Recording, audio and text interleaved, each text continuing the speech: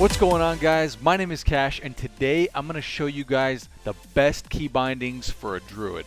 Let's get started. So as a druid, I play balance and resto, and I like having quick access to my spells. Now keep in mind, these keybinds aren't meant to be perfect for everybody, but they are perfect for me, and I hope that if you're not sure on how to bind your keys, that this will be a really good guide for you. You may use it exactly, or you may modify it. I like Wrath on 1 because it's a constant cast. I prefer Moonfire on 2 because it allows me to cast quickly while moving. As an example, I have Moonfire on 2 allowing me to run while casting, and I have a lower rank Moonfire on S. And I can constantly cast while kiting. Now this is an important strategy in PvP because you want all your keys to be close to your movement fingers. Similarly, I have Insect Swarm on 3 because it's a dot, and have a Starfire on 4 because it's a longer cast time. Because Fairy Fire needs to be applied once every 30 seconds or so, I have that on 5 because it's a little harder to reach, but it doesn't have to be cast as often. Now what helps me remember where my healing spells are is that all my healing spells have the shift modifier. For example, shift 1 is a regrowth, shift 2 is healing touch, shift 3 is a rejuvenation, and finally shift 4 is entangling roots, and shift 5 is hibernate. Shift 5 for hibernate isn't one of those things that I use too often, that's why it's on 5. And shift 4 is my general CC keybind. For example, I use that if I am playing a warlock and I need a fear, or if I'm a mage and I need a sheep. It's always shift 4 for me. As a druid, I find it's very important to have a rank 1 Moonfire, specifically for sniping totems from shamans. So I like to keep that on shift Q. Now one of the things that I love to bind and macro is Shadow Meld, and I bind F5 to Shadow Meld, Eat, and Drink. Now the cool thing about Shadow Meld for an Alliance character is that once you're Shadow Melded and drinking, say in a BG or in a PvP environment, all you need to do is hit your cat form, stealth macro, and you never break stealth. For example, you go from Shadow Meld where you can't move to stealth cat. And if you want to know more about that macro, definitely check out my best druids macro video, which I have linked. Now I like to know where all my beast forms are. So to make it easier for me, I have bear form on Q and cat form on E. This makes it easy for me to switch to bear with Q and then cat form with E, which is right on the either side of W for me. So if I'm running forward with my middle finger, I can use my ring finger to go bear and my index finger to go cat, and that works best for me. And I can switch back and forth, and it's very easy. It's a one button macro. Again, that's in my macros video. So this is a keybind that I really like. Because my cat form is on E, my shift E is going to be dash. So if I'm in cat form, I can go ahead and hit shift E and I'll dash, which is great.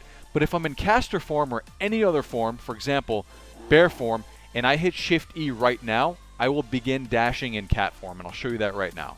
Here's a one button dash macro. And that's my shift E, and it works every time.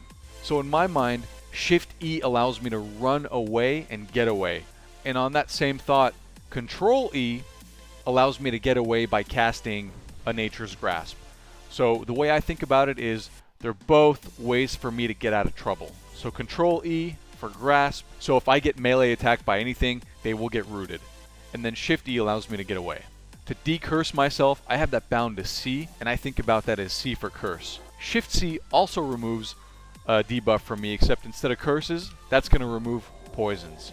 Now if I'm in cat form and I run out of energy, I can take full advantage of this talent to regain energy, and I do that by power shifting into cat form from cat form.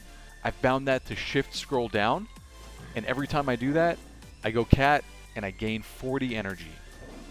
Now the reason I haven't bound cat form power shift to E is because I've done an exclamation mark with prowl for E, so that I don't break prowl when I'm spamming E. So as you can see here, I'm spamming my cat form stealth macro and I stay stealth. So if I'm in bear form and I'm trying to get away, just as I drop combat, I'm going to be smashing E to get into stealth so I can reopen on my enemy.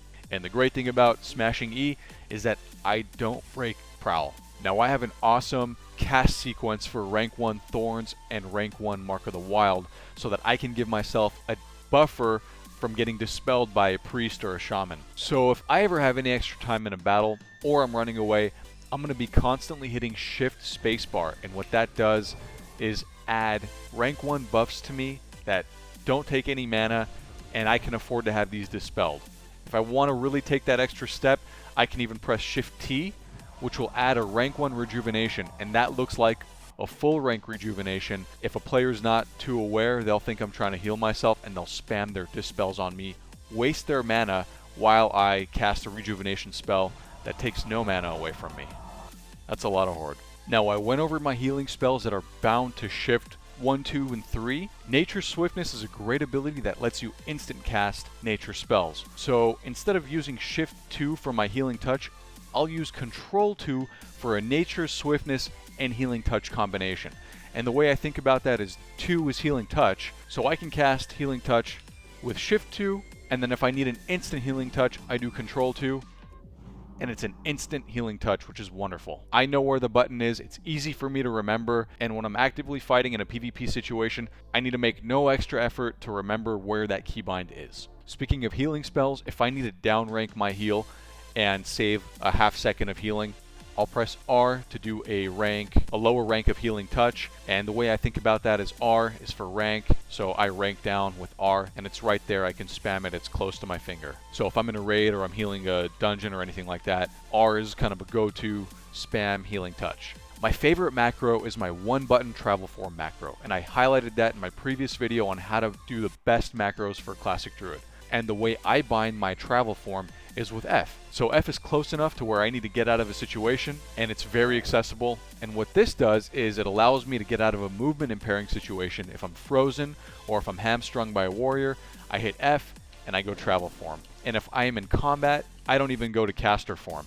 While I'm in combat, my macro allows me to stay in travel form, and if I get slowed now and I hit F, I will reshift into travel form, giving me more freedom to escape without a slow on me. I know a lot of people that click on their mount to mount up. I don't like that because I mount up a lot. So Control Scroll Up is a way for me to cancel my form, get on my mount, and go.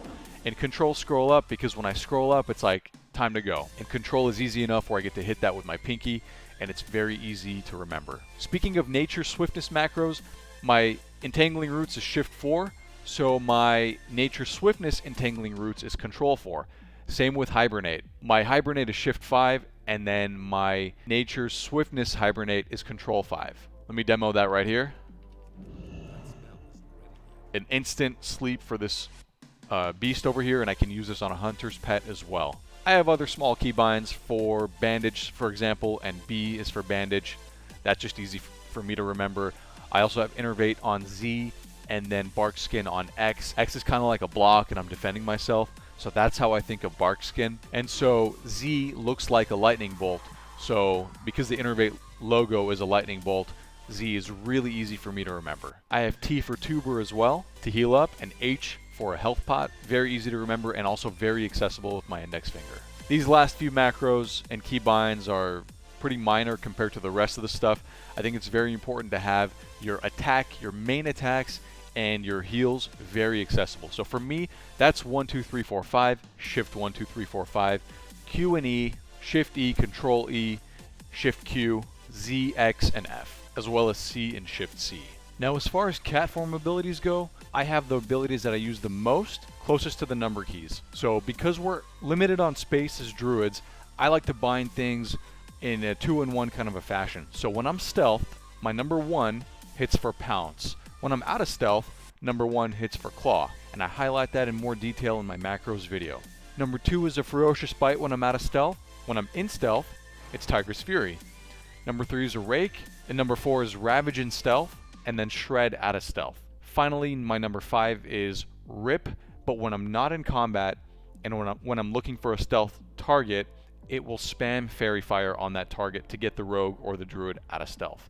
Very useful. And finally, as a bear, number 1 is Maul plus auto attack. Number 2 is going to be Demoralizing Roar. 3 is Swipe, 4 is Growl, 5 is Bash. It's a lot easier to macro on bear because there are fewer abilities to use.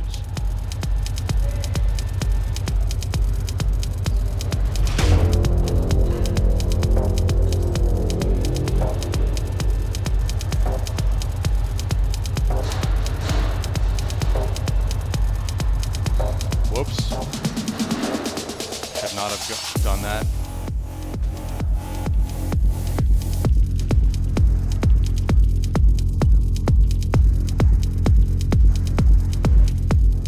stay in dead range and you'll be good generally. This is where Shadow Meld Drink is pretty nice. If you're fighting hunters, they have a hard time hitting you if you're within 5 to 8 yards of them. I mistakenly targeted the pet after I had hibernated him, but other than that, the key is to stay close to a hunter while you use as many instant casts as you can. I used a rank 10 Moonfire Dot and I followed it up with plenty of rank 9s, which keeps the rank 10 dot on the hunter while doing consistent rank 9 damage at less mana. Alright guys, I hope you enjoyed this video.